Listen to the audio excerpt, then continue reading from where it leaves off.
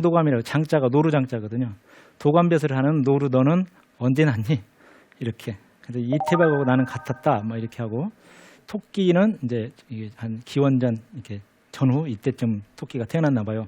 그러니까 아까 용왕이 발병이 됐다는 게 그 1344년이라고 그랬는데 그 천년된 퇴간이 아니면 안 된다. 이런 얘기가 얼추 이렇게 맞아 들어가요. 예. 그 상자 다툼을 이제 계속해 나갈 때 지금 창에 이어서 나타나는 부분이 더 재밌습니다. 그 호랑이가 드디어 나타납니다. 근데 호랑이는 권력자죠. 그러니까 모두 다 꼬리를 내리고 도망갑니다. 그래서 당신은 어제 태어났더라도 임금으로 앉으시오. 이렇게 권력 앞에 바로 몸을 낮추는 모습을 보이고 있는데 우리 인간 세상에도 거의 비슷하죠. 법보다 주먹이 앞선다 이런 얘기가 있고. 그러니까 이제 그 토끼가 그래도 묻습니다. 호랑이 당신은 언제 났습니까? 그러니까 혼돈 태극 미분초에 그 한 편짝이 모자라 가지고 그 하늘이 무너지자 그 태호 복희씨 중국의 3대 황제 있다고 그러잖아요. 전설상에 복희씨 이렇게 신농씨 이렇게 있는데 복희씨의 여동생 또는 복희씨의 부인으로도 막 이렇게 생각도 하고 있는데 거기 여화씨가 하늘이 무너지자 그 하늘 한쪽을 그 광석 돌로 이렇게 받쳐서 이렇게 메웠다고 합니다. 그때 그 살았던 여화씨와 나는 동갑이다 이렇게 해버리는 거예요. 창조의 시점에서 난 태어났다 이렇게 얘기를 하니까 누가 이기겠습니까? 네. 그런 얘기를 하고 배고프다. 호랑이가 난 배고프니까 먹을 거 가져와라. 그러니까 뭐 멧돼지가 몸집이 크니까 멧돼지 잡수 막 이러면서 다 잡아먹으려고 하는 거예요. 그러니까 사슴이 머리를 이렇게 씁니다. 사슴이 오늘 이 모임은 지금 환경 재앙을 얘기하는 거예요. 사람들이 우리 짐승을 잡아먹기 위해서 온갖 꾀를 다 내더라. 그래서 우리가 오늘 모인 목적은 이렇게 거짓말 살짝 하는 거죠. 인간들이 환경 폐괴를 하고 머리를 잘 써서 우리를 잡아먹으려고 하니까 나 자신의 방책이 뭔가 그리고 도망갈 방법이 뭔가 피난 지책이 뭔가 이런 거를 논의하려고 모였다. 그런데 호랑이는 수령님이다. 임금 같잖냐. 근데 우리를 가만히 보면 이 여우가 좀 영악하죠. 그러니까 이제 나쁜 일을 꾸미는 걸 출패라고 그래요. 나쁜 일을 한 거하고 그다음에 사냥개는 그 사람한테 기생해서 하는 아전 나쁜 짓 하는 그 같고 멧돼지, 토끼 이런 쪽제비 같은 동물들은 안 굶는데 다른 짐승들은 겨울 되면 굶는다. 그러니까 백성들한테 먹일 걸 달라. 이런 얘기를 하는 거예요. 그러니까 즉 우리가 나라를 다스리는 방법 중에 가장 중요한 것이 먹을 걸 충분히 주는 거죠. 이런 얘기를 해요.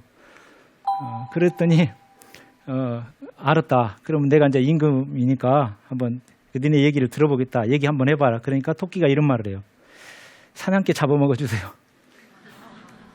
사냥개라는 놈 하는 것을 가만히 보십시오. 천지개벽 유인은 개벽이 일어난 이후에 그러니까 온 세상이 창조된 이후에 유인이 최령하다. 사람의 영혼이 가장 뛰어나다. 그러니까 사람한테 잡아먹혀 죽는 거는 억울하지가 않는데 사냥개라는 녀석은 같은 우리 털짐승으로서 그 친구의 잘하는 점이 장점이 뭡니까? 냄새 잘 맡는 거거든요. 그래서 우리 짐승들이 숨어있는 곳을 찾아내가지고 사람한테 일러 바친다. 사람 따라다니면서 똥이나 먹을 일이지. 이런 겁니다. 그러니까 이제 곰이 나타나서 이제 사람이 가지고 다니는 조총이 무서우니까 빨리 갑시다. 그리고 자리를 딱 파하는 장면이 나오거든요. 그 사람과 짐승의 차이를 살짝 여기서 엿볼 수가 있어요. 우리가 사람을 이렇게 빗대어서 했지만 절대 사람과 짐승은 같을 수가 없습니다. 유인이 최령하다. 그래서 우리가 이 대목에서 볼 부분은 사람과 짐승의 구성을 얘기하고 싶은 겁니다. 당연히 육신으로 구성되어 있죠. 자, 뭘로 구성되어 있을까요? 제가 이런 질문을 어디 가서 하면 당연히 세포, 근육, 혈관, 신경 이런 얘기를 쭉 하죠. 이건 전부 육신입니다. 그리고 탄수화물, 지방, 단백질, 무기물, 물 뭐 이거는 영양학자들이 부르는 구성이겠죠. 화학자는 탄소, 수소, 질산, 질소, 황, 철 이렇게 쭉 부르겠죠.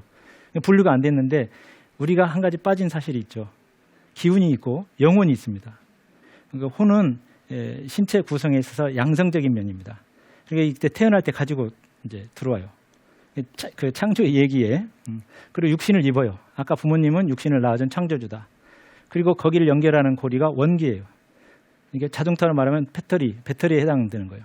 그 기운이 연결돼서 뭐가 생겨나느냐? 마음이 생겨납니다. 그래서 영혼은 가운데 중심에 있는 그 양성적인 부분이고 육신은 음성적인 부분이라면 둘 사이에 충돌이 계속 일어나면 마음이 생각입니다. 지금 우리가 여러분이 보고 계시는 이 전등을 한번 보실까요? 음극과 양극이 끊임없이 충돌하면서 현재형으로 나타나는 것이 빛이죠. 그러니까 우리 마음도 빛이라고 할 수 있고 우리 생각도 빛이라고 볼 수가 있겠죠. 한번 여기 계신 분 중에 우리가 인지할 수 있는 능력으로 보면 마음이나 생각이 한시라도 멈추는 상태를 본 적이 있습니까? 그러니까 ING입니다. 그래서 영혼과 육신이 계속 충돌해서 나타나는 현재형이 생각이다 이렇게 보시면 되겠습니다. 그거를 연결시켜주는 고리가 기운이라고 하죠. 기운은 원천적인 원기가 있고 후천적인 기가 있습니다. 여러분이 밥을 먹는 것은 후천적인 기라고 합니다. 재미난 거 한번 살펴볼까요? 어린아이는 같은 밥을 먹어도 살을 만듭니다. 돌아가시 직전에 어른은 같은 밥을 먹어도 그냥 혈액 정도는 만들까? 죽 돌아가십니다. 그 원인이 어디 있을까요? 같은 에너지원을 먹었는데. 그렇죠? 그러니까 그런 차이가 뭐냐? 기운이 있었어요. 우리가 영혼이나 기운은 우리가 느끼지 못하고 인지하지 못하는 상태가 많으니까 인정하지 않는 부분도 있고 그런 것에서 우리가 오해를 가지고 있죠. 과연 그 영혼이 우리 육신에 얼마만큼 영향을 미치냐가 정의가 안 돼 있거든요. 그러니까 몰라요. 그리고 난 육신 갖고 있으니까 육신이 내 그 관념에 진짜야. 그래서 영혼까지도 이제 이렇게 물리치려고 하는 그런 것이 있는데 우리가 이 육식 문제를 한번 볼까요? 사람이 고기를 먹지 않고 살 수 있을까요? 그럴 수는 없습니다. 근데 아까 유인이 최령하다. 그래서 사람의 영혼이 최고라고 해요. 그래서 왜 영혼이 최고인데 사람한테 잡아먹히는 것은 어렵지 않다고 해석을 하냐면 이 죽음을 볼까요? 죽음은 육신과 영혼이 분리되는 현상이에요. 그러면 아직 영혼에 붙어있는 그 마음은 넋이라고 불러요. 그래가지고 이게 4대가 지나서 이 육신이 완전히 흙으로 돌아가면 이 마음의 때를 벗습니다. 근데 이 마음이 육신과 영혼에도 영향을 준다고 이렇게 보고 있기 때문에 이 살아있을 때 마음가짐을 바르게 하고 밝게 하지 않으면 영혼이 어두워져요. 당연하겠죠. 근데 이제 사람은 뭘로 체령이냐? 가장 중요한 거는 이 전두엽이라고 부르는 이마엽이라고 해부학 용어가 바뀌었는데 이 이마엽이 통합 기능이 있어요. 어떤 한 정보가 있으면 그 모든 정보를 통합할 수 있어요. 과거, 미래 다 통합할 수가 있는 능력이 있어요. 그래서 사람이 짐승하고 다른 점이 그 점이에요.